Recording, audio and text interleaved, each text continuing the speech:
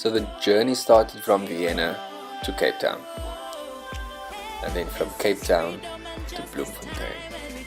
There I needed to exchange 400 euros, which I managed to generate through my birthday campaign. However, it was a bit of a struggle because I didn't have the proper documents to exchange it. I didn't know it was actually going to be such a nightmare. But eventually Anita managed to come to my rescue, and she assisted us in changing that euros into rands. Yo, so you're telling me if I'm unemployed and I live in a shack, I can't open an account, I can't be part of the financial system.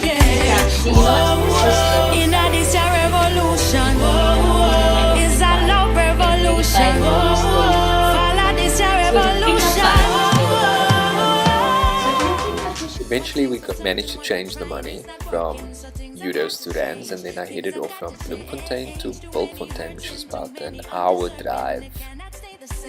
Cannot stay the same. Hey, what a difference we could make if we stand together. Say no more. Okay, so here we go. Here's the money that we raised for the roof for my birthday fundraiser.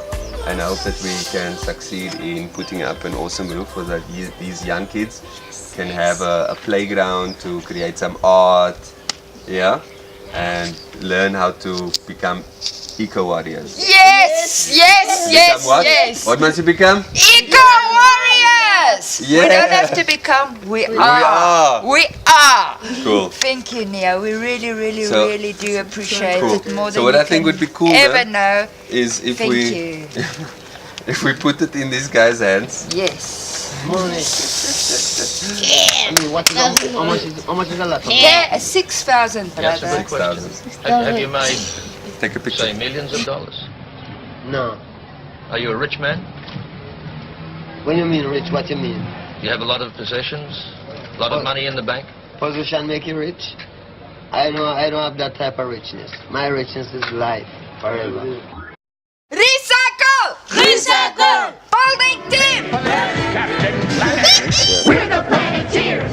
You can be one too. Cause saving our planet is the thing to do. Looting and polluting is not the way. Hear what Captain Planet has to say. The power is yours. So the situation when we arrived on site was that almost half of the roof was almost completed. However, if you look at the cross beams that's holding the roof, those beams were actually laid flat instead of standing up straight, reducing the structural integrity of the roof, which you can see in this image where the beam is actually bending with the little pressure that's put onto it. In the next few images we can see how many bottles were actually used in the structure, which is actually quite beautiful. They still need to be plastered and touched up, but yeah, lots of colors and varieties, and creates a nice cathedral effect.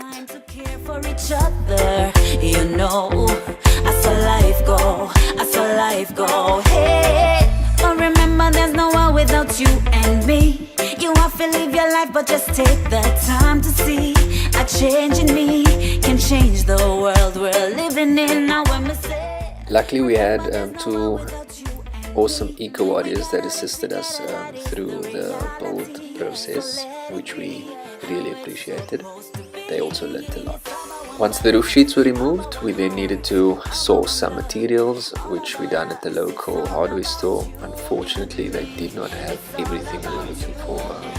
For example, we needed some strapping to actually strap those beams onto the poles. Unfortunately, we needed to make a MacGyver and use shelving L shapes in order to secure some parts of the roof structure.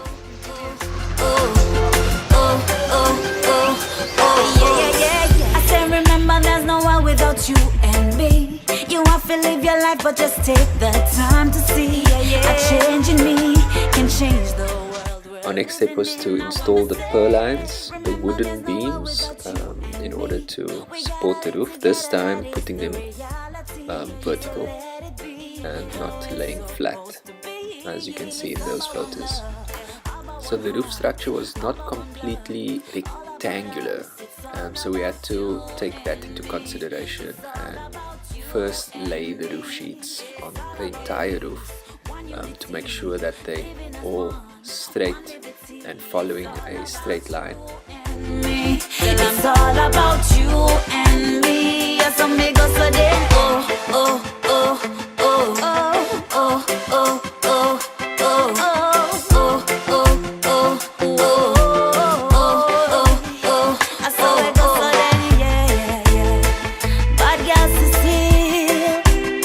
I saw it go so then, yeah. It's all about life, you know. Yeah. Bad girls to see. I saw it go so then, yeah. It's all about you and me. After the roof sheets were placed, we had some rain the night before, so this was perfect just to see where there's any leaks. There were about 3-4 leaks that was observable, which we then taped close with aluminium roof tape. Then we secured a few beams with some L-shaped metal strips. It would have been great if we actually had a roll of this, but unfortunately the hardware did not have any of it available. Here you can see how it looked before and after we've installed the roof. Shout loud and make them hear, yeah. Whoa. In this revolution, is a love revolution. Before we left, we also made sure that we bought the kids some food supplies. So there's some lentils, beans, samp and maize meal and soups. Unfortunately, the maize meal you find in South Africa are all genetically modified.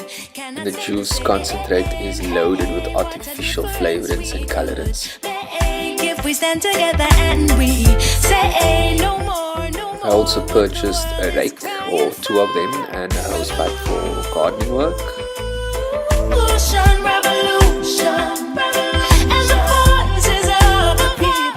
After buying the food and the garden equipment, we then headed off to Bloemfontein, and then from Bloemfontein to Port Elizabeth.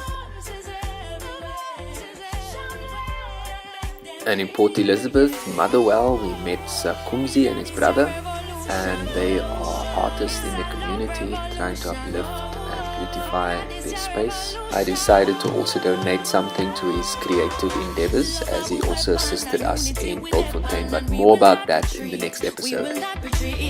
Just shine a light, the loving will be so bright that all the world will see it, all the world will see it. No.